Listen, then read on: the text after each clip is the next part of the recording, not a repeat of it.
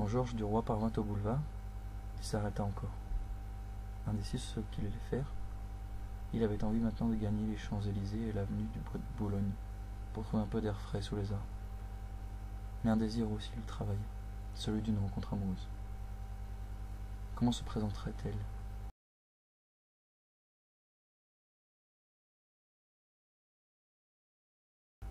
Il n'en savait rien, mais il attendait depuis 3 mois, tous les jours, tous les soirs. Quelquefois, cependant, grâce à sa belle mine et à sa tournure galante, il volait, par-ci, par-là, un peu d'amour, mais il espérait toujours plus et mieux. La poche vide et le sang bouillant, il s'allumait au contact des rôdeuses qui murmurent, à l'angle des rues.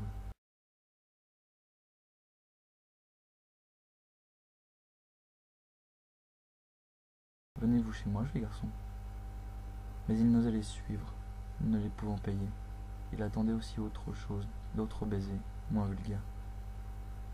Il aimait cependant les lieux où grouillent les filles publiques, leurs bals, leurs cafés, leurs rues. Il aimait les coudoyer, leur parler.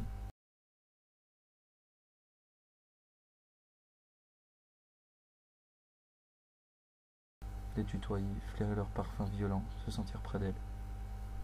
C'étaient des femmes, enfin, des femmes d'amour. Il ne les méprisait point, du mépris inné des hommes de famille. Il tourna vers Madeleine et suivit le flot de foule qui coulait accablé par la chaleur. Les grands cafés, pleins de monde, débordés sur le trottoir, étaient leur public de buveurs sous la lumière éclatante et crue de leurs devantures illuminées. Devant eux, sur de petites tables carrées ou rondes, les verres contenaient des liquides rouges, jaunes, verts, bruns, de toutes les nuances. Et dans l'intérieur des carafes, on voyait briller de gros cylindres transparents de glace qui refroidisaient la belle eau claire.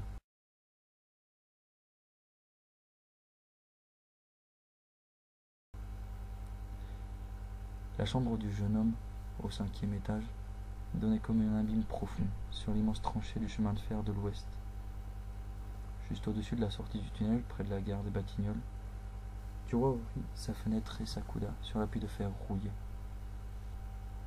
Au-dessous de lui, dans le fond du trou sombre, 3 signaux rouges immobiles avaient l'air de gros yeux de bête. Et plus loin on en voyait d'autres, et encore d'autres, encore plus loin.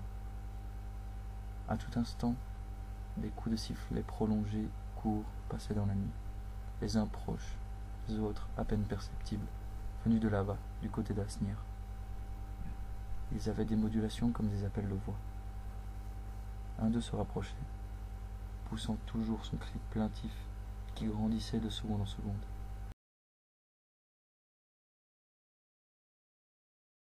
Et bientôt une grosse lumière jaune apparut, courant avec un grand bruit, et Duroy regarda le long chapelet et des wagons s'engouffrer dans le tunnel.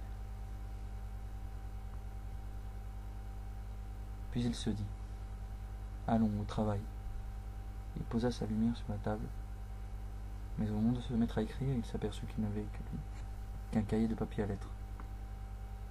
Tant pis, il l'utiliserait.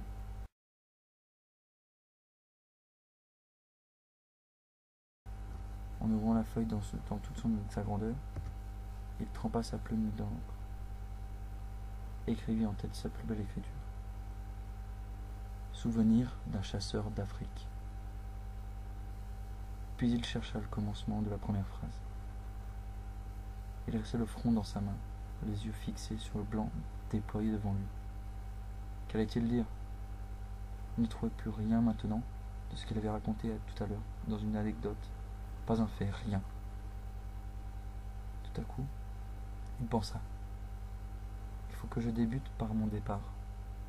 Et il écrivit. C'était en 1874, aux environs du 15 mai, alors que la France épuisée se reposait après les catastrophes de l'année terrible. Et il s'arrêta net.